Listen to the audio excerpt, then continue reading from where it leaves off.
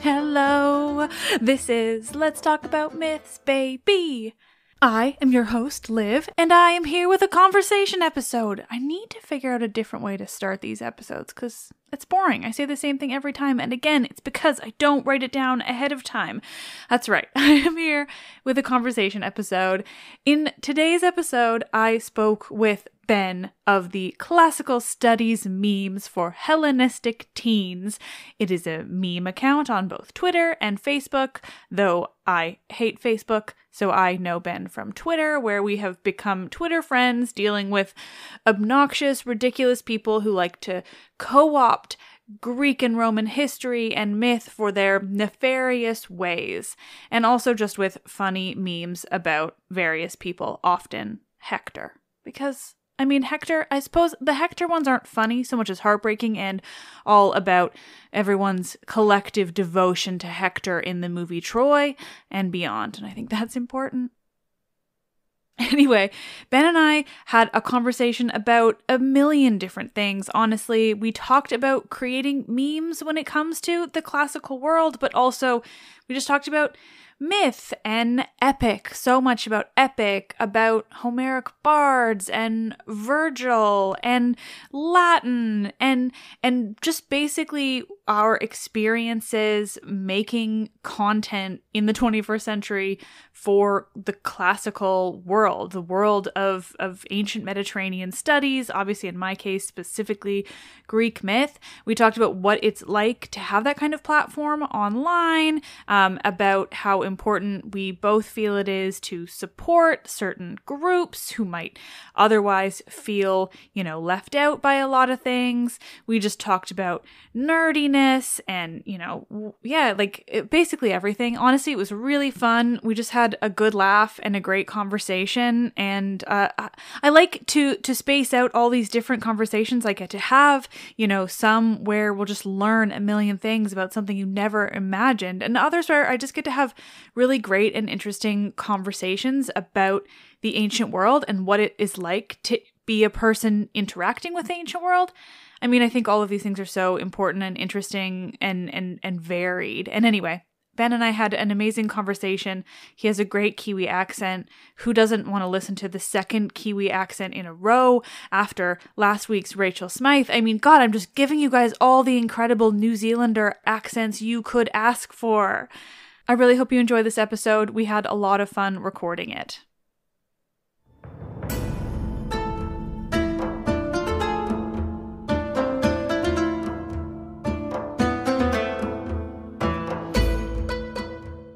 Conversations. Socrates was invented by Plato to sell more philosophy. Classical Memeology with Ben of Classical Studies Memes for Hellenistic Teens.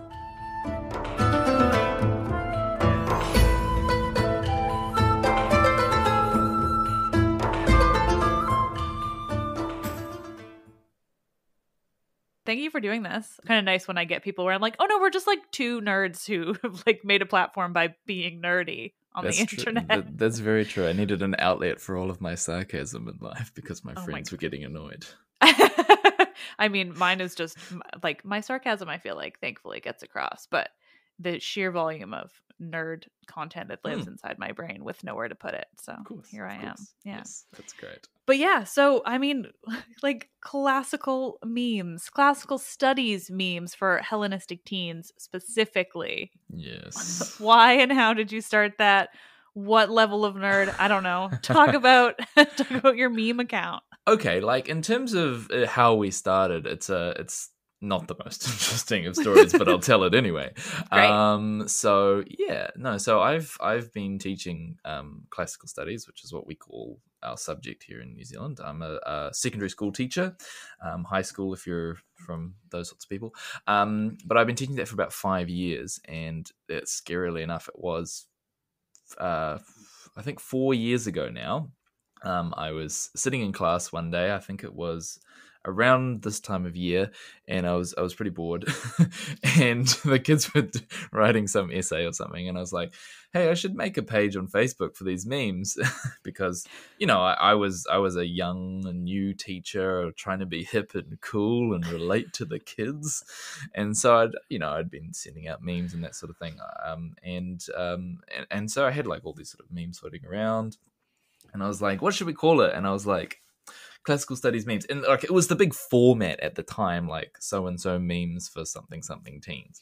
And I was like, classical studies memes for, and then I was like, what's a word with enough syllables to fit in there? And I was like, and I'd be teaching Greek art, and I was like, oh, Hellenistic. And then I was like, I just put the name and didn't even think about it. Like, it's got 2 lowercase letters for some of the words, and some of the other ones are capitalized. And it's just like, I put 0 effort or thought into it. And then that stuck, unfortunately.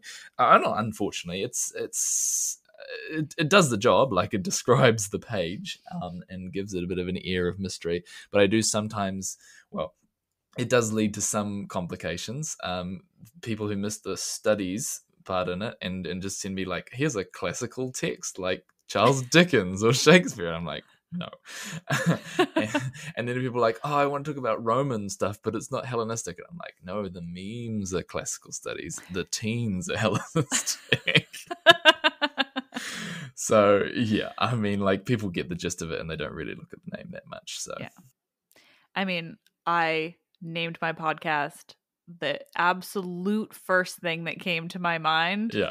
And was like, this is fine. This is funny. I don't know. I'm not going to regret this at all. I'm definitely not going to feel silly when it's like my full career and somebody has to say like, what's it called? And I'm like, well, yeah. I think if it's your career and you're making money off it, that's really great. If it's like, yeah, so how do I slip into conversation that I just run a meme page on the internet with a ridiculously long name? And it's like, yeah, that's a hard one to bring up in conversations. Yeah, fair. Yeah, but it's also huge, which is amazing to me. Yeah, it's definitely surprised me, and like I have lots of wise words of wisdom to share about how and in what ways that I grew my audience, but I might save that for a paid presentation one day. One of those get rich quick seminars. You'll see me on TEDx at some point. No, but essentially, yeah, so it grew really big on Facebook. Facebook is, for all of its faults, still a very good platform for creating sort of viral content that people can share very easily and interact with. And you learn pretty quickly how to like force people into interacting, things like tag a friend who does this, and it was like, that was the sort of early days of it. But I was really lucky because I had started it up, and it got a bit of traction because obviously I had an audience, a captive audience already with all my students in my class, and I was like, not like overly promoting it to them, but they would sort of thing, and they'd share it with their friends, and then I got all the sort of students around the area sharing things and liking it. And then there was a piece of meme history. One day I'll be a professor teaching about meme history, don't worry. There was a piece of meme history, and there was like one of the most famous memes of all time came out, and it was the distracted boyfriend meme, which I think anyone should hopefully be able to envisage in their mind. When that one first came out, there was a metric butt ton of memes about that one. And we had one. I remember. Yeah, what a time. Hey, what a time. Take me back. But it was, and like, it was a very, very simple meme and very popular. And we had basically, someone sent one to me. Like, I didn't even make many of the memes back then. Someone sent one to me, and it had the guy, and it was Zeus, and like the girlfriend was Hera, and the other thing was just like anyone else. And like, people just went crazy for that.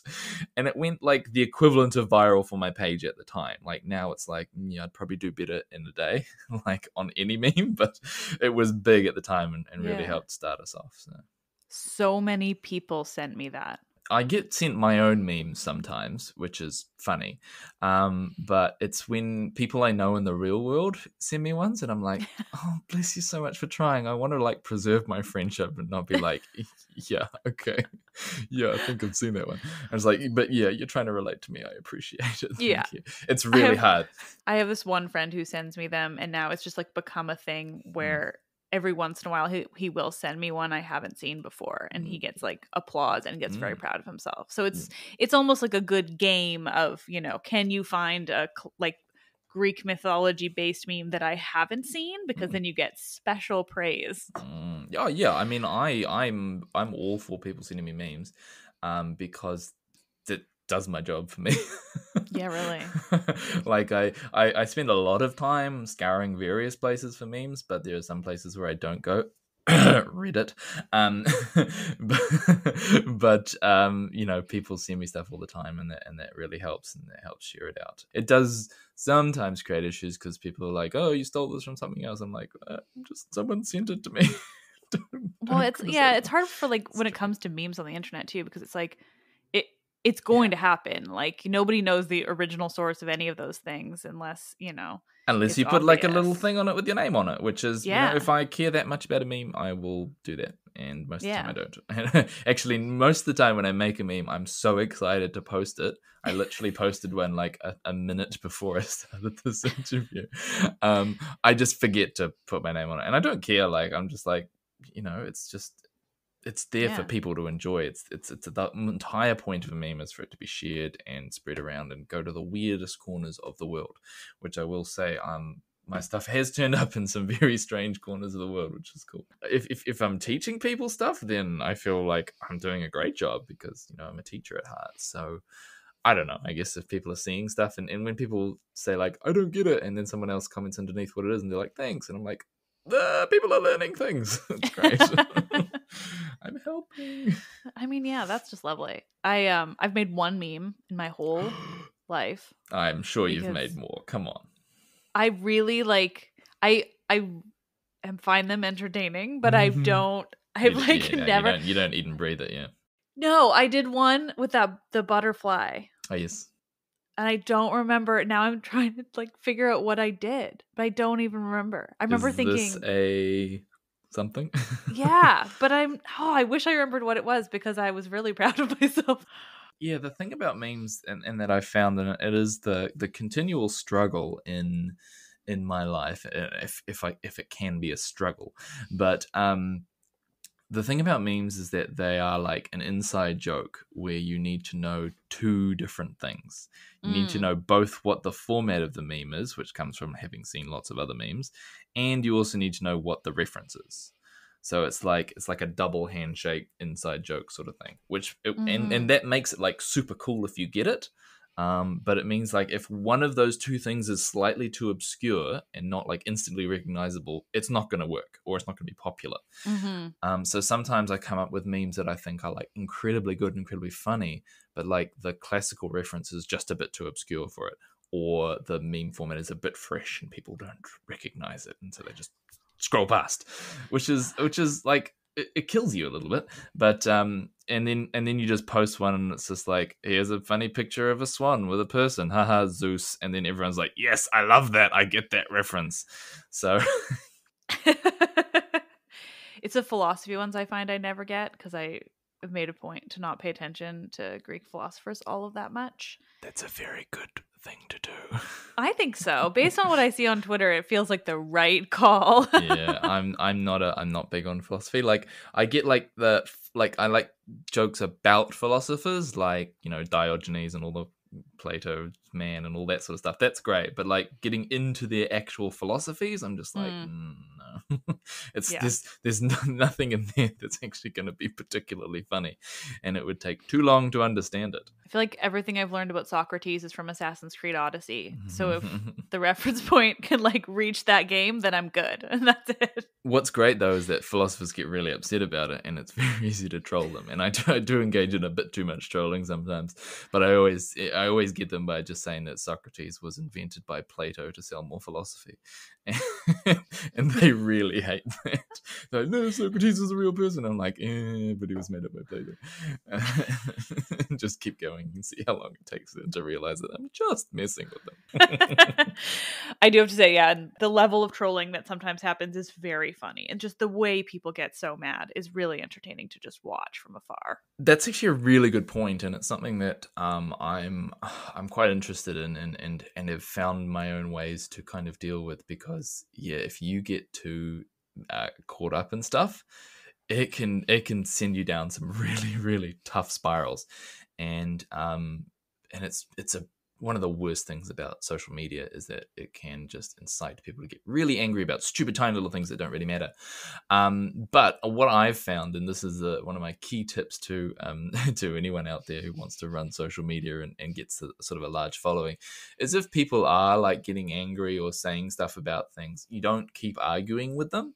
And if you want to like just refute them, I just say no. I just type 2 letters no, and then they'll sort of try and argue again with you, and then I just say no again, and then they'll eventually just burn themselves out. If you give them stuff, if you like feedback on what they're saying or you criticize what they're saying, then it'll just be another, like we've seen like Facebook threads which go on and on and on and on. And if you just say no, then they'll just burn themselves out eventually. I mean, yeah, that's happened on my page specifically about Medusa a lot, and that's about it. And a little bit of Atlantis, but I was just like, I'm not going there. We're not doing this. No, there are some really great people out there championing some of the finer points of the. I guess there are some sort of battle lines in classical studies out there, and a lot of those are formed around. I suppose I'm quite biased in the sense that I do a lot of interaction now on Twitter, because it is kind of the biggest sort of melting pot that I've found of interaction. It's really interesting, actually. I only started the Twitter page for this account like at the beginning of last year. And my Facebook, that's wild. Yeah, Facebook one to be going for like 4 years. And I only started the Twitter one at the beginning of 2020, and I didn't really even try that much or do much on it. But then the pandemic kicked in, and I had a lot more time, and so did everyone else apparently, and everyone was on Twitter, and that one like blew up really quick, and it went to like, I got it to like 100K within like a few months, which is insane. Yeah. And anyway, so I do a lot of engagement with people on Twitter, as opposed to Facebook, which is kind of, you just put stuff out there and you kind of moderate it a little bit, but you don't get into long conversations because Facebook comments are not worth it. I do not go on Facebook. Yeah. But yeah, good. But Twitter's really good for just sort of gauging the sort of communities, and I sort of tiptoe on the edges of various communities. There's a very strong academic community, I guess, on Twitter, and sometimes they can sort of feel like they own classics a bit, and that can be a bit tricky. Like, and that can mean sometimes I'm criticized for like sort of lowbrowing my content or playing into stereotypes or things like that. But I'm like, okay, but I'm also appealing to like hundreds of thousands of other people who don't go to university and just want to, have jokes about gods and that sort of thing. So it is kind of a fine line like that. I also sort of tiptoe along the edges of New Zealand Twitter, which is just its own wonderful, wild, crazy thing, and put some funny things up sometimes. But yeah, you end up in these different sort of communities and different worlds, which is quite fun. Yeah, I've found myself definitely like learning to mediate that part, the academic part as well, because like I am deeply not academic, but my show does a lot of like teaching, and I'm glad for that. But I think that there is like a perfect line between like being super academic and being accessible, and also just like not beating yourself up too much. I definitely went through a period where I was like, I worried way too much about the academic side, and I'm like, it really, like, I'm doing good, and what I'm doing is like knowledgeable and well done, and Yeah. that should be all that matters. It's So researched, it's supported by evidence. That is academic. It doesn't have to be for a university department or in a published paper or something like that. Yeah, we should never be gatekeeping any subject area or anything like that. What I do find that is useful though is the way that it challenges us to be better, I guess. And those academics who aren't out there just to sort of bring down and criticize, but are there to say like, hey, you know, we need to be mindful of these things and we need to expand these sorts of things. And classics is an inherently deeply problematic subject area because it's built on like a very white Western perspective of history. And how do we cope with that? And how do we bring into other things? When I first started up doing my meme page, essentially I was really only doing Greek and Roman stuff because I essentially limited our topics to what was covered in classical studies in New Zealand schools, which is, you know, in itself a very traditional, old-fashioned style subject. And so I didn't even post stuff about Egypt because it's also not my area of expertise, and I didn't like feel like, you know, perfectly, you know, able to get all the references and that sort of thing. But then, you know, over time I sort of got that sort of feedback to say like, you know, we should be incorporating more about the ancient world and different cultures and different perspectives and that sort of thing. You know, so you've got Egypt, Persia, you've got all those wonderful worlds around the same time period and different perspectives as well. But it is hard to sort of balance that against like coming from a position of knowledge and being able to be knowledgeable and not make, you know, mistakes or misrepresentations and that sort of thing. So those are the sorts of areas that I think it's good to continually receive feedback on and try to, you know, improve rather than just it's constructive criticism, I suppose. And when it meant in, I mean, it's constructive, but it's also like done kindly. I think, you know, people giving you the benefit of the doubt, I think is the key. I mean, I've certainly like expanded how I tell stories and what I'm looking at and stuff from just being a part of Classics Twitter in whatever way that I am too. Like there's definitely a lot of goodness there as well, even just like certain terminology and like just things that I wouldn't have known because I'm not in academia, so I'm not in like the, you know, most up to date way of studying these things, because my degree was called classics. Not all of them are anymore, but it's called classics, and it was Greek and Roman specifically, which I do think, I mean, expanding to the whole of the ancient Mediterranean in that in the general field of study is super important. But I'm the same where I just don't have knowledge beyond. I mean, even I don't have that much knowledge of Rome, you know.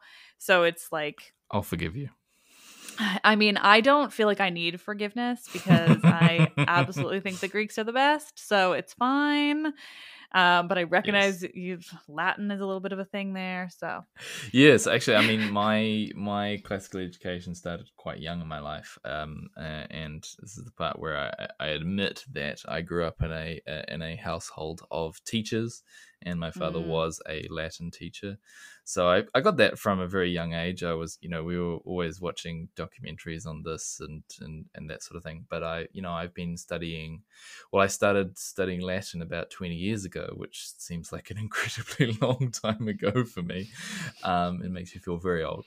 But yeah, my first introduction to the ancient world was through Latin, and then, you know, later on into various areas of classics. But I have found that that in general that Greek content is more well received today in the melting pot of the internet, or at least there's more ground to tread there, I suppose. And also ancient Rome is a somewhat problematic topic. I mean, not like Sparta is all that much better. No, that's on the true, internet, but that's specifically on the internet. Yes, there are some areas that we just have to tiptoe around, aren't there? That's why I like mythology, because it's a lot easier to navigate than the history when it comes to people's thoughts and feelings. Yes. And also, obviously, I come at it from a very specific lens of like, I'm going to be a super obvious and loud feminist about it. So it's pretty easy to like find my own place and not really have to deal with a lot of angry people because they realize pretty quickly, and sometimes they write a stupid 1-star review, but then they're still gone. So that's Yeah. nice. I Yeah. think that in terms of mythology, I mean, even though there is a sort of a shared mythology between the Greeks and the Roman, obviously it's much more preferential to come at it from the Greek perspective, if nothing else, because the Greek names for the gods are better. They are. Actually, there's a very one of those naughty things that I do is there's a meme where I put the lists of the names for the Greeks or the Romans, or the commonly accepted version. We know that there's a lot of grey area in some of those, and then I put just like it's as simple as putting like a better than or less than between the Greeks and the Roman ones, and I always sort of switch some of them around just to annoy people, and then you get just comments by the drove. I think I've ever seen one of those. That's good. What do you do for Apollo? Well, that's the equal sign. It's just equal. Okay. and then like one person will comment afterwards and be like, no, Apollo is better than Apollo, and then like 17 other people will make the same joke within the next hour. But yeah, no, like I have my own particular views on those sorts of things, and it was from my personal, like I never quite liked the name Hephaestus, and I always preferred Vulcan, although particularly coming from my background as being a Star Trek fan, that was always one that sat more nicely with me. But like I always, I was more inclined towards Mars than Ares, but then definitely Zeus over Jupiter, and Athena over Minerva. Oh, Minerva's terrible. Minerva's not a great name, yeah. Yeah, so like I'll put that out there, and just it's just like putting the cat amongst the pigeons. So it annoys people. I will say I also agree that the name Vulcan is better if we're going for good or bad. But the thing about it, which I've learned more recently, not that I didn't, well, anyway, like head to my own conversations. Yeah. But like it's fascinating. So Vulcan like is Hephaestus, but the Greeks didn't really associate him with volcanoes very much. Yeah. And then the Romans did, which I really appreciate. So I also like it more because he's more associated with volcanoes, and volcanoes are cool. And that's a wonderful like sort of example of how even geography can affect culture, because obviously for the Romans they had Mount Etna going off all the time, and so like volcanoes were much more in their sort of frame of mind than maybe if you were in Greece, where there were old mountains. Well, but what's also interesting, because the Greeks were on Sicily like really early, right? So they also had Etna, but they didn't associate it with Hephaestus. They associated it with like Typhon, or another monster being stuck underneath. Yes. So it was just like a different association, an interesting way, like a little bit more like an explanation for why that volcano was so angry, instead of like, well, it's practical. No, like Hephaestus is just working in there, or Vulcan rather is just working in there. Yeah. I love all that sort of stuff about mythology, about how you can link ideas and thoughts and try and find the development and links to the land and the people and the movement and all those wonderful things. It's such a rich area, and I don't think any of us will ever fully be able to understand or comprehend the amazing depth of that stuff, but it's just so great to tap into that. It is, yeah. I mean, it's just so much fun to like. I like to half the time I swear I'm thinking about it like as in the middle of a conversation, and like new things are coming to me, and like realizations, and yeah, it's wild. It's wonderful to. I think that like in the same way that you can do that about myths, I do that often about language. Coming from a perspective of knowing Latin, if you're in a conversation, you'll be like, wait a minute, that word comes from Latin, and then you think about that, which is something that I love as well. But yeah, mythology is one of the reasons that I always try to promote classics is because it is so removed from modern times, but it is also so similar and so grounded in the way that we think and do stuff. And it allows us to explore our own culture in the same way that learning an ancient language allows you to explore your own language, and open up new ways of seeing things and thinking about things that just expand your horizons, which is what everyone needs to be doing. Little teacher moment there. Agree entirely. I feel like, I mean, yeah, that's certainly how I come at mythology too, and constantly like I mean, just even new episodes to share what new thing I learned about a, character that I've already covered before, but it was like 3 years ago. And like the amount that I've learned in the Yeah. 4 years of this podcast too is like utterly unbelievable. I can imagine. Well, and I love the language stuff too. And I took first year Latin, did not do particularly well at it, but I took it. And then I've been trying to learn Greek, and I briefly have like been looking at ancient Greek too. Oh, yes. And it's just fascinating, the things that I noticed from like bare minimum knowledge. Yep. But also my brain like taps into it well, so I can still make the connections even if I don't really like understand the thing. You learn to recognize the shapes and the sounds of a language in words that we see today. Like it's pretty obvious for me, not knowing Greek, in anything other than a basic form. You'll hear a word and you think, oh yeah, that's definitely from Greek, because it's got that style of the ending, or certain vowel combinations, or the letters. It's got a lot of PS and Y and stuff in that word. It's clearly from Greek. Yeah, well, and it's similar with Latin, like in names and things. You can tell what names come from Latin, certain endings and things like that. Yes. And yeah, I mean, even just the minimal modern Greek that I've learned, I've been able to like certain words you can tell come from ancient Greek that influenced Latin, that influenced English, and then others come from ancient Greek that did not influence Latin, that did not, like, in the way that they're varied, or even just the letters and the sounds and everything. It's fucking fascinating. All of it. Like, It's you'd spend all your life and you'd not know half of it. But what's really great about I guess about the stuff that I do is that it really informs my teaching as well. I picked up teaching Alexander the Great last year, and didn't come into it fresh because I'd been making memes about Alexander for all this time, and it gives you just the knowledge and the springboard and that sort of thing. And I've never actually yet got to teach the Iliad, which is very sad for me, because I do love the Iliad. In fact, last year, as a bit of a joke. As a bit of a joke, we were like, hey, let's I started like a poll or something. It must have been when I got to like 200,000 on Twitter or something. I was like, what should we do to celebrate this? And everyone was like, you should tell the Iliad but in memes. And I was like, okay, I'll do that. And then like 3 months later, I had made like over 300 memes. Oh my god. Covering 24 books of 24 the Iliad. Books. Yep, that's like more than 10 memes for each book. Like I'd read through the whole thing in detail and gone research and done all this sort of thing and spent all this time making it. And then I was like, what do I even do with this? And it's like, and then I would post them, and like, because social media doesn't like you posting like 10 things in a row, like it doesn't give you the greatest sort of visibility. And I was like, I put a lot of effort into it to get an interesting result. But then later on, I've now made it into like these posters, and you can get the posters and you can buy these sorts of things and that sort of thing, which is pretty cool. And one day I hope to like have some sort of website where I can host it, that sort of thing. But regardless of all that, it was for me like the most educational experience I could have for the Iliad, because I kind of had to go through each bit and understand all the major things and all that sort of thing. So if I went to got told next year, oh, I'm teaching the Iliad, I was like, sure, fine, easy. I can do that.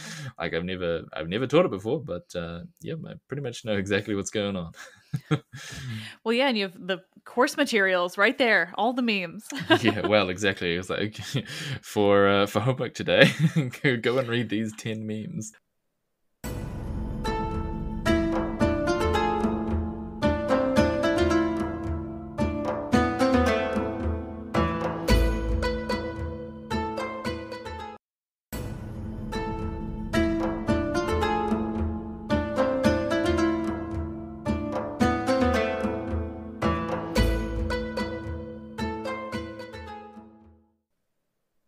The Trojan War is, I'm not sure for you, because you have like a whole wealth of mythology, but the Trojan War is far and away the myth that has captured the minds of my audiences, I guess, the most, and creates the most memes for me, which is really cool. And you can throw in a bit of Aeneas and the Aeneid in there, but no one really cares about that.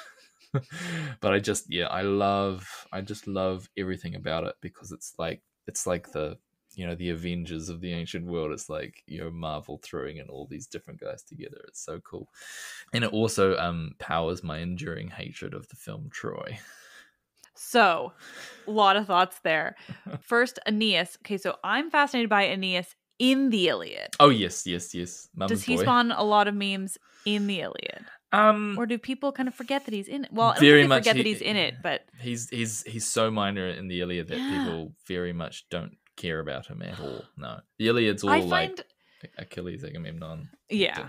Paris. I find him so fascinating in the Iliad because he is minor, but he's also not like he's a minor character in terms of like overall content about him, but what content there is so unique. And like the only other, I was just talking about this on a different call because I've recorded 2 episodes today with other people. But so I find him so fascinating because like basically so much of him mirrors Achilles and Achilles' relationship with his mother Thetis and Aeneas and Aphrodite.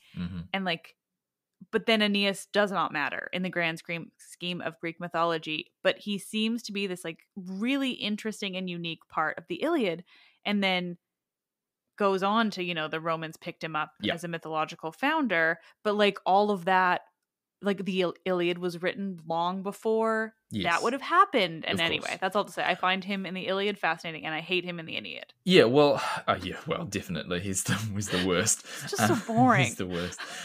But that's the thing about the Iliad is that like it could be so many other people's stories, but it is not. The Iliad is not the story of the Trojan War. It's not the story of the Trojan horse.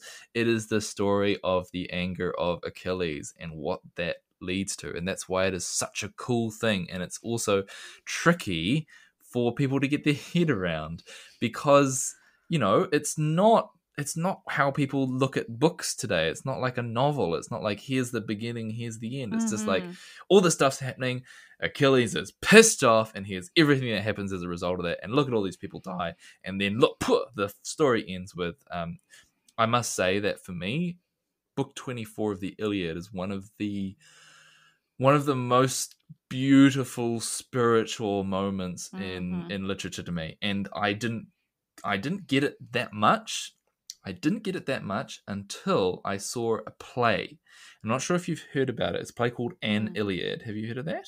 So here's a fun story. I went to see the version of this play, An Iliad, put on in New Zealand. It's a one-person play, and I got to see it with Michael Hirst in the role of the poet, I suppose.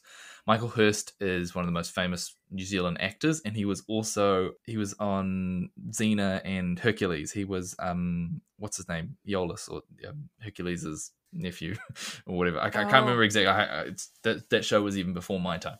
Anyway, he had that history, but he's an amazing actor, like huge amounts of mana, huge amounts of like experience and talent, and it's this one person play with another person playing music alongside it, and the music is sort of ethereal and this sort of thing, and basically he's the bard. And like, but he's the bard, and he's gone through this whole sort of thing, and he tells you bits of the story and he cuts out bits and that sort of thing. But it's the closest I've ever come. It's the closest I've ever come to feeling like I was sitting around the campfire with Homer himself telling the story. And he just, it's so gripping the way that it brings you through the story. And then he highlights that beautiful moment at the end of the Iliad, book 24, I think it is, 23-24, where Priam comes to the tent of Achilles, and it's just if you haven't read the rest of the story, or you didn't really kind of get that into it, or really understand like the depth of the themes, it can pass you by. But here it is. It's like, here's a father coming to the tent of his deepest, most darkest enemy, and begging him for the return of the body of his son. And it's just so full of all these emotions. And then Achilles, whose anger has been burning, and countless people have been sent down to the hills of Hades, and all these people are dead, and his best companion is dead. His best Patroclus. his best Patroclus is dead, and all these people have died, and all this anger, and he's destroyed all these relationships, all of this sort of thing. And then like his anger just dissolves by this act of utter humility in front of him. And Michael Hirst in this play just perfectly captured that, and it was just the most amazing feeling for me, and I can never not feel that same experience whenever I go through that. And then, after all that, I went back and I read the book, and it's like, just before that, I think it's maybe, is it Hermes or someone like that visited Achilles, and he's like, you're going to forgive him, you're going to give him back. And it's like, it kind of undercuts it almost, except that Achilles is like, well, I don't think so, but we'll see. And it's like these amazing like comic moments that weren't necessarily meant to be comic, that actually are like hilarious when you sort of view it in a different way. And that's why I love making memes about mythology, because there's so much stuff that they do that's so unintentionally funny. And I've taught the Odyssey for like 5 years, and like I read it out in class, and I just can't help but editorialize and add in all the jokes as I go. As you should. I mean, obviously, I notoriously love the Odyssey. But the Iliad, and for all of those things and so many things, it's like, it is absolutely unintentionally funny in so many incredible ways. Yeah. But also makes you wonder about the process of its compilation, right? Yes. Its composition, because it's like, well, did somebody one day just decide they wanted to add that bit, right? Of like, correct. Because because it probably had more emotional power before or without that, and then somebody was like, I don't think it's believable. I think we need to have a god come in. Like, let's toss in some Deus Ex Machina. Let's like throw in this just to add in a layer of believability to it. It's and like, then unintentionally like fuck with the emotional heft of it, you know? It's like, whoops. But it's like, it's like reading the Odyssey, and you're like, I'm pretty sure that the first 4 books of the story were just added on by someone later on. Like, no one intentionally set out to be like, hey, let's have 4 books about Telemachus. That's a great way to start a story. To start it too, which is like, anyone, writing a novel today or an editor would tell you, start with the action. Don't start with Telemachus coming around just like being whiny and obnoxious. And talking about doing the Iliad memes, I'm currently like battling through doing the Odyssey memes, and it's taking a lot longer this time. But it's really funny because like you get to the start of book 1, and there's this great council of the gods, and Athena's like, you got to go help him, and they're like, okay, we'll send down Hermes to Calypso's island. And then you get to the start of book 5 after 4 books of just Telemachus mucking about, and then they're like, the gods are still there, and Athena's like, hey, we should send Hermes down. It's like, this is the same scene. You're just doing exactly the same thing. Did you need to have those 4 books? This has clearly just been tacked on. But for me, it's a really great springboard when I teach it to talk about the oral tradition and bards and that sort of thing, because it's one of the true passions of my life. When I studied Latin, my absolute favorite thing was epic and learning, and especially epic meter and dactylic hexameter. And some people out there who take Latin will know this, that you either love or you hate doing scansion, and I absolutely love scansion, which is basically sitting down with like 100 lines of the text and just writing out the meter of it, which is like complex and incredibly. But what it gives to you is it gives to you this incredible understanding of how bloody difficult it is to actually, even to sit down and write a single line of Latin in dactylic hexameters is particularly difficult. When I was at university, I foolishly decided to write 14 lines of dactylic hexameter, and it took me like 2 weeks. And that's about the speed at which Virgil wrote the Aeneid. But then you learn all that and you think, oh God, it's so hard to create all this sort of thing, even by writing it down. And you think that there were these Homeric bards who were making the whole thing up on the spot every night.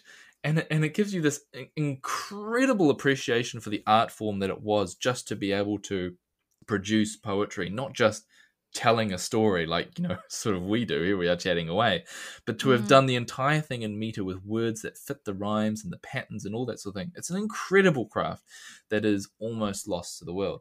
And what's really funny is that for a long time, people, people who were more familiar with the art form of rap and that sort of style of spoken word and that sort of thing were sort of championing that idea.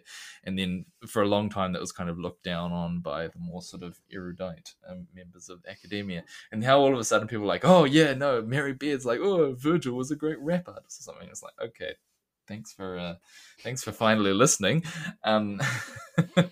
But it gives you an appreciation for why a lot of the stuff that seems odd actually does happen in epic. Why the same phrases or the same epithets, or why do we see the same scene but they've changed the names of the people, and why does everyone bite the dust, that sort of thing, because it's these formulaic phrases that just makes it easy to say.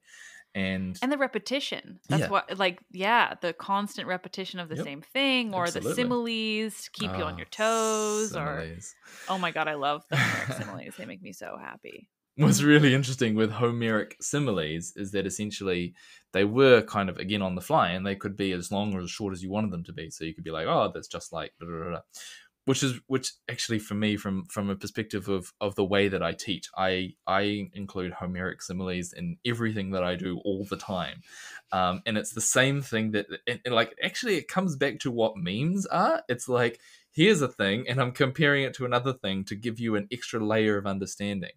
And so Homer was doing that to put you right in the middle of the scene of battle. Like, you may not have been out there and fought like this grand scale battle between, these two huge armies and that sort of thing, but you certainly know what it's like when there's a lightning storm and there's, the things are clattering and that sort of thing. It puts you in the middle of it. And in the Iliad, he's doing that to put you in that scene. And where in the Odyssey, it's like focusing it more on the like domestic side of things. So, it's about there's that wonderful thing where I can't remember which simile it is, but Odysseus is something, he's finally been saved from some terrible disaster, and then Homer compares it to like a family who's the father has just like finally recovered from some fever, and they've all been sort of standing around. It's that feeling of relief, and it's like, yeah, we can relate to that. I know exactly how that feels, and it's like it's putting you in the story, which is an art that's long been lost, I think, to the modern novel, shall we say. But then, of course, and this is my chance to plug a little bit of Latin. When Virgil came along, he was doing something different, which was almost every simile of his is either a reference to a simile in Homer, or it's a specifically crafted thing with a very specific meaning. So I appreciate Virgil on a different level to Homer, because Virgil's doing the opposite of what Homer was doing. Homer, or whoever we say, the Homeric bards, they were creating this thing on the fly, and it was just all sort of happening. It was organic, but it was also, repetitive and patterned and all that sort of thing, because that was the craft. Virgil's sitting down with like, okay, people have been reading Homer for hundreds and hundreds and hundreds of years, and they learn it by rote as children, so they know every reference in it. And I'm taking, 2 decades to write this poem, so I'm going to carefully craft every single line and every single reference and every single thing in it to be very specifically about this or that, or a throwback to that. And so you can sit down with like 20 lines of Virgil and find like, 15 references to Homer or Apollodorus or all these other things, or things that we've lost that we don't even know, Aeneas, even that sort of thing. And so he's doing a remarkable job of that, so much so that it killed him, which I have some sort of small amount of compassion. The only problem is that it does mean that Aeneas is very kind of he's very flavorless, and is the budget version. I had a great conversation with Avon McMaster, who she teaches Roman Lit, and she was basically just like made the case that Aeneas is, he's flavorless. He's kind of like a blank slate, but he is that on purpose so that throughout the Aeneid, Virgil could put all the other Homeric heroes onto him in the different ways. Yes. So there's moments when he's Achilles, and there's moments when he's Hector, and all of these people. And she really made me actually think like, okay, fine. Like, I think I like, if not Aeneas. I like the Aeneid for what it is. Yeah, that's it. Yeah, I love the Yeah. Aeneid. Aeneas, like Yeah. the bit for me that like the most unintentionally funny but also stupid moment in the Aeneid, and there are a few of them. It's when Aeneas in book 6 he enters the underworld, and like 2 books before he's like abandoned Dido. She set herself on fire and jumped off a cliff or something probably, and then. He sails away, and then they're like, "Oh, there's a big fire up there. I wonder what that could be." Which is like that bit at the end of book 4 is very funny. But then in book 6, he gets to the underworld and he sees the ghost of Dido, and he's like, "Why are you crying? Was I something to do with this?" Like the level of comprehension that he shows is like it's matched only by probably Harry Potter, and it's just like he's thick as a brick. It's like, why do women that are interested in you end up as ghosts, Aeneas? This is not a good thing, man. There's a lot of ghost action Yeah, here. a lot of ghost action. I mean, I still stand by the man forgot his wife. I know a lot of people have some arguments about, oh, he didn't forget her and so many things happened. It was war. I think he forgot her at least a little bit. Yeah, what's worse about that is the bit in the story where that comes up is he's telling it. Like, he could have just made up that she tripped over and was stabbed by someone, but he's like, oh no, I forgot about her. Whoops. It's like, it's also like book 2. Yeah. Like, he gets through like a whole chunk and you don't know he ever had a wife. And then suddenly, like for me, because of how I do the show, like I don't have the time to like read the whole thing and then go back and do every episode individually. So I'm like reading as I'm writing every episode. Yes. So for me, I got through a whole episode of the podcast before realizing that Aeneas had a wife, which granted, you know, resulted in some like, unintentional comedy for me where I got to, you know, complain about Aeneas while making that point, because like my second episode of the Aeneid is called like Aeneas actually had a wife or something like that, where it was like, turns out, you know, as I keep going and reading through this thing with you all, you know, oh, he had a wife. Shucks. Yeah. Well, I mean, like he does have a son, so he had to come from somewhere. I mean, I suppose that's true, but the assumption could be that she didn't die like in the moment. Like, because he, you know, he's so famous for carrying his father and like holding on to his son, and he gets out and you're like, well, what about your wife, dude? It's like the class. It's such a classic image, and it's like such a patriarchal thing, isn't it? Like here he is, he's taking his son, he's carrying his gods, and has left his wife to die. Like that just sums up men, doesn't it? Because she already gave him the son, so he doesn't need her anymore. Done the job. See you later. Yeah. But, oh my gosh, no. Well, and reading the Aeneid though, like really gave me it was really interesting to compare it, because I had just read the Iliad and the Odyssey, and even when I was doing the Aeneid, I was also reading the Butler translation of the Iliad for the show as like a bonus episode back at the time. Yeah. I mean, now it's like kept going all of that, and I'm now beholden to 2 episodes of the podcast a week. But it started with the pandemic and me being like, I'm bored. I'm going to read you all the Iliad from this public domain translation because I can. But so I was like simultaneously reading the Iliad and covering the Aeneid on the show. And just the difference of, because Virgil was writing it down and his whole purpose was to be writing it down, is so interesting, because the way that it's structured, the way it's told, all those things it really emphasizes the skill in both sides about how Virgil was writing it versus how the Homeric bards were composing it. Yeah. You appreciate both of them, don't you? Mm-hmm.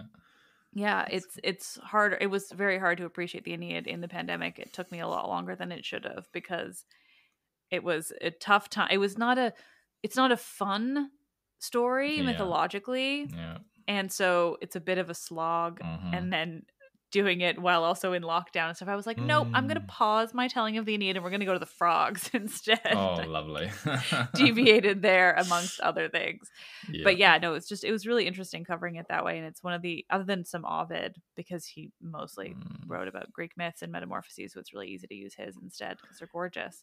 But otherwise, it's sort of some of the first Roman literature I've worked with. I just want to, you've brought up Ovid, so I have to say this. I'm like, okay, man, we get it. Things turn into other things. It doesn't have to happen in every story. Oh my But that's gosh. the point of the book. Of Yeah, course but, it like, does. Otherwise, the story can't be in metamorphoses because there's got to be a metamorphosis. Yeah, but like, make a collection of myths that don't have, like, don't just shoehorn someone turning into something at the end of any story. It really gets to me. It's like, you're like, oh, you know, there's this great story, and then, oh, he turned into a flower. Okay, thanks, Ovid. It just gets you. Like, okay, I the conceit's great, like, for the first 5 times, but then when it's like forced on you for the 10th time, you're like, okay, you need to stop. It's gonna get you banned. Okay, I do and don't agree, but what this has made me realize is that I don't know if I had to read them in school or if it's just been a while or I haven't, but I don't think that I've ever gotten to the end of Metamorphoses when he starts telling the story of the Trojan War and then the founding of Rome. So what are the metamorphoses, still plural, what are the metamorphoses in that part? Do you remember who's transforming into what? Because that doesn't make any sense. Honestly, I never got to the end either. No, fair. Because, I mean, for me, I go to them for like specific purposes of I want to tell this story, and Ovid tends to tell things beautifully. He also, and certainly in the translations I have, but he also seems to like care what women feel. Ugh, what a concept. Not a lot of Greeks did that. But yeah, but I realized I've never gotten to like the distinctly Roman stuff, and now I'm just fascinated with. I'm pretty sure there's a book on Caesar. Like, is his apotheosis? Maybe is that the transformation? Now I've got so many questions. I'm gonna have to go back. I think it's gonna be another episode. I'm gonna have to like cover Rome. Oh God, my just to get to who's transforming into what. Yeah. Yes, because he does Aeneas too. Anyway, I'll have to go. I mean, like, yeah, I only get to touch on various bits of things, and we don't teach Ovid in school in New Zealand. So, for better or for worse. I mean, there's a lot of transformations. They can be fun and weird. I guess the thing for me is that I've sort of I feel like a bit like a mule with a spinning wheel, to use an old simile from an ancient text called The Simpsons. I don't know what this is. Damned if he knows how he got it. Damned if he knows how to use it. No, so I sort of ended up by accident with this large platform, and it sort of it weighs on me a bit sometimes. It's like it's really hard to use it, and then like I get like 7 or 8 different scam messages every week asking me to sell my page. I'm just like, no. But it's kind of really hard to sort of to know what to do with it, because it's hard to actually just monetize something that people want for free. So I'm not like I'm not out here to like, you know, force people to give lots of money, but some people very generously do contribute to me, which is great, because I do work full time and then do this on the extra. Sometimes I do it at work, but don't tell my boss. That doesn't surprise me, given how often I see you on Twitter. I'm never not online. But I have made it an objective of mine to try and do good with the platform that I have.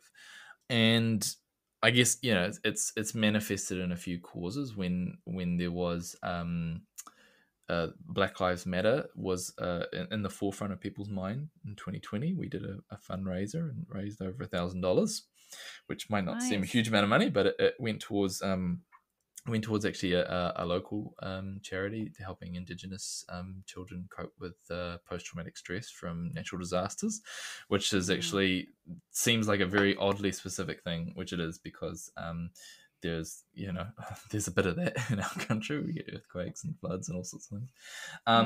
But also, I guess I have sort of causes which I champion, and some people get a bit annoyed about it, and other people are very receptive to it. But I've found in all my time teaching and learning and making content for classics that it is an area in which people who might find themselves being on the outside of social groups, or might find themselves to identify as being a bit different from other people, or we have lots of people on the LGBTQIA plus spectrum, lots of people who want to find something a bit different, and they're drawn to this for various reasons, and it can be a really safe and invigorating and fun place for people. So I'm always trying to make it more, I guess, more open and inviting and accepting of those sorts of people. Not that I'm perfect or anything like that, but that's sort of definitely one of the causes that I champion, and you do find people who come and try and put their own ideas onto what the ancient world was like, as I'm sure that you get a lot of that, obviously coming from a feminist perspective. I'm sure you have a lot of men telling you how a lot of things apparently worked. Men like to talk, and they like to talk about the ancient Greeks and Romans quite specifically. They really do. Yeah. And then it's quite confronting, because especially if you bring up ideas of gender and sexuality in the ancient world, people won't come into that conversation without an agenda. They won't come into you talking about the vast spectrum of sexualities and genders that did exist at that time, without trying and smother or deny or cover that with obfuscation and definition and those sorts of things, which only inspires me to promote and cover that stuff more.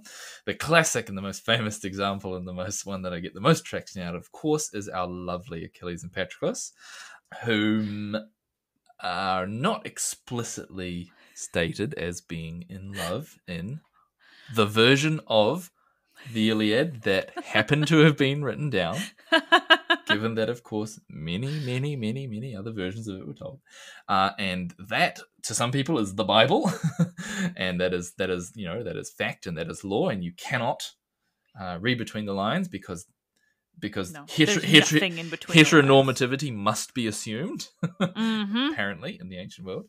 And then you put it alongside that, where you have the sort of dialogues from the 5th century, where they're really more discussing about which one's the top and which one's the bottom, which I absolutely adore. And then, of course, you think, okay, yes, but they're also viewing that through their own lens at the time, where they had a culture which pederasty and the Erastus Romanus relationship was very common. And then there was the guy earlier this year who told us that the Theban sacred band were just friends or something. They're pals. They died hugging. That's just good pal action. That was the guy whose name was Peg, and that led to numerous double entendres, shall we say. He wrote this incredibly long thread, and it's funny. You learn the craft of sifting, and you get a very, very long thread, and you scroll down to about the 7th tweet, and it's like, as a conservative Christian, and you're like, okay, here we go. Oh, look, an agenda has appeared in the long grass. So I'm definitely for promoting ideas and discussion, learning more about those sorts of things. But people who come into any conversation trying immediately to shut down or to stifle that sort of conversation are immediately positioning themselves in antagonistically towards me, and will not be treated very well, and won't be given the benefit of the doubt. Yeah, and there are complicated ways to look at the ancient world, because people didn't write down a lot of this stuff, and also we do struggle to view things through our own lens. So it is always fraught, but I think that the more we open the conversation, the better. Yeah. No, I mean, I think that's very true. It's, I mean, similar and different to what I do, which is, I mean, certainly I'm always trying to raise up the LGBTQIA plus like voices from myth, and and make sure that everyone knows that like there's good evidence that all of this has been around for a really fucking long time. Like nothing is new. Because I think that's the most helpful thing for so many people, to just be like, hey, none of this is not new. Yeah. Like you just think it's new because it's in your face more because of the internet. Yeah. It's not new. What's new is people saying that no, this is wrong and that sort of thing. That stuff is particularly recent. And the idea that is normal is a particularly recent development. Yeah, that's true. Cultures. Well, and even just the way people, especially, you know, on Twitter and things, love to come at those arguments as if it's different opinions, you know, like say specifically when it comes to trans rights, like, oh, well, you know, it's different opinions. And it's like, nah, like that's the thing I certainly don't stand for in anything on mine as well. It's like, you can't phrase it as an opinion. People's lives are on the line. It's not an opinion. But I think especially when it comes to like ancient Greece and ancient Rome, definitely, you know, when it comes to LGBTQIA for sure, but also you've got this whole realm that you deal with that I don't, because I'm so outwardly feminist that nobody even comes. Like the podcast is 100% run by a woman. Like there's a certain subset of people who are not listening to me and they're not even trying. And I think that that's the same subset that would absolutely gravitate towards a meme page on Twitter. Yep. And I think that what I've really like respected watching your Twitter exist is just the way that like there's a lot of people who, for the sake of followers, would not be super obvious about their stance on things like that, controversial quote unquote topics that are just like, for those of us, you play know, both sides sort of thing. Yeah, exactly. Like, you know, there's thankfully there's a good number of people out there who don't see it as a both sides issue and see it as a literal right and wrong issue. Yep. But Twitter is not normally a place for that. So it's always entertaining kind of to watch when every once in a while you'll tweet like, like fascists aren't welcome here. Yeah. Or something like that. And the way that people respond to something that should be so obviously like an obvious statement. Get with the idea, guys. If I say fascists are bad and you're the one arguing, like, I don't think you're in the right here. And it's the people who come and like, oh, but what about communists? It's like, what are you doing, mate? What are you trying to say? And that's one of the other ways in which I run my account, is that I just do like big sort of like, not necessarily what people might view it as sort of bait, but it's more like just like, hey, here's a big like stick. If you want to wave it and out yourself, then I'll block you and you can go away. And these people tell on themselves so bad. They're like little kids who can't help but be like, oh, I spilled milk. They are little children in many ways. And yeah, it's really interesting because obviously I do a lot of research around memes. So it does mean that I follow and interact with a bunch of other areas and groups and that sort of thing. It's one of the reasons that I actually stay away from Reddit, because they're pretty tricky. But on Facebook there have been some very, very interesting Facebook groups. So the difference with Facebook is you can have a page which just shares stuff and that's just the person controlling it, and then you have groups which are just open to all sorts of things. And that was particularly tricky with the Roman side of things, because there were a few Roman groups which just were outwardly accepting of, you know, fascist tendencies, you know, really some really troubling stuff, and the moderators wouldn't really do much about it. And yeah, it's funny because like eventually they all kind of, they're like the Ouroboros, they sort of eat themselves and then they become so bad that everyone reports the things and then they get banned. And so it's kind of funny watching you do it, but it's very sad to sort of see that sort of stuff going on. The one thing I really do like about Facebook is that on Facebook there's a button which I have, which is like, it allows you to delete a comment and block the person. And so if someone's coming onto my page posting all this blah blah blah blah blah, I can just go and then it disappears. Where on Twitter is like, if you hide something, people go and look at that, because that's like, and if someone like, I remember once it was someone posted something really nasty, some sort of strange image or something, and like, you know, hid it obviously, and then someone else was like, don't look at the hidden replies, and then like everyone would be like, oh my god I looked, and it's like, what did you expect? People go looking for that sort of stuff. Yeah. But yeah, it is unfortunate that there is a very, very strong connection between people who like ancient Rome and people who would either seek to diminish the rights of certain types of people, or who are overly militant about certain things, or have some very questionable views about people and historical events and times and things. And so one of the most common ones that I do to try and weed those out is the sort of thing, is sort of post where it's like, sort of combining the different areas of like academia, which are sort of necessarily infested with those sorts of things, which is like Norse mythology, World War II historians, those sorts of things. And those people are just like, it's really hard to like my subject because it's so full of Nazis.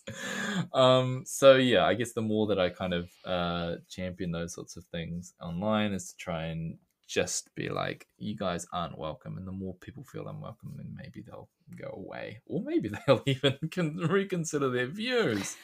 Unbelievable though that may be. I think the funniest one I got like a week ago was I got a message being like, why do you have this in your bio? And it's like, it was just a screenshot where it's like BLM, LGBT, all that sort of stuff. Yeah.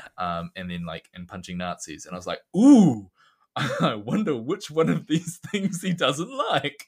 And so, and you know what the real bonus of this was?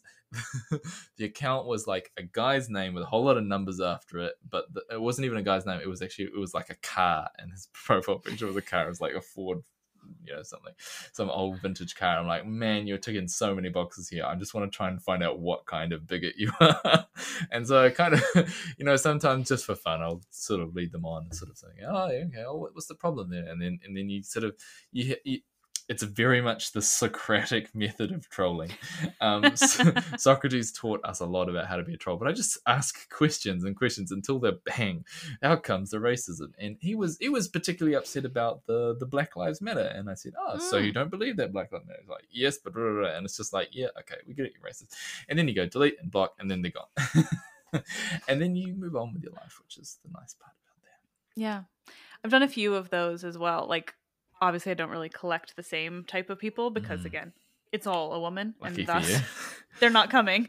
But my biggest thing is I used to say nice things about J.K. Rowling. And so now every once in a while I will just tweet, just generally support of trans people. Yes. And the way that, it's a similar reaction often where like people tell themselves immediately. And all I'll say is like, some nice thing about trans people, and the way people that makes people angry sometimes is a horrifying thing, but it really does weed people out. Yeah. And I'm like, cool, I don't need you really listening. Yeah. Exactly. Yeah. It's a shame that people who would fight for the rights of a marginalized group would then turn around and pull up the ladder on other people who still need to do that fight once they've actually achieved something. Mm-hmm. Thank you so much for doing this. This has been wonderful. Ben of the meme account, as I like to refer to you. So thank you. It's been great talking nerd things and Twitter. Oh, thank you so much for having me. It's been it's nice to have a captive audience who will just listen to me talk rather than try to interpret images that I post cryptically on the internet. That is a nice thing about podcasts. It's very different. It's a very different medium than cryptic photos on the images on the internet. And really just trying to get that New Zealand accent out there into the world so you can all understand how cursed we are to talk like this. I love New Zealand accents. They're one of the best, I would argue. Because you sound so silly sometimes, but in a nice way. I'll take that. It's a compliment. I'll take that. Yeah. Like you can really catch them. I watch a lot of Star's Spartacus, and I can always pick out the Kiwis and down the road out of the Aussies. Yeah. Was it? Crazy. That's wonderful. Insane. It's a very entertaining show. Yeah, and I need to go there for Lord of the Rings. Yes. So your country is perfect for that reason alone. But yeah, no, thank you so much. This has been really, really wonderful. Thanks, Liv. I appreciate it.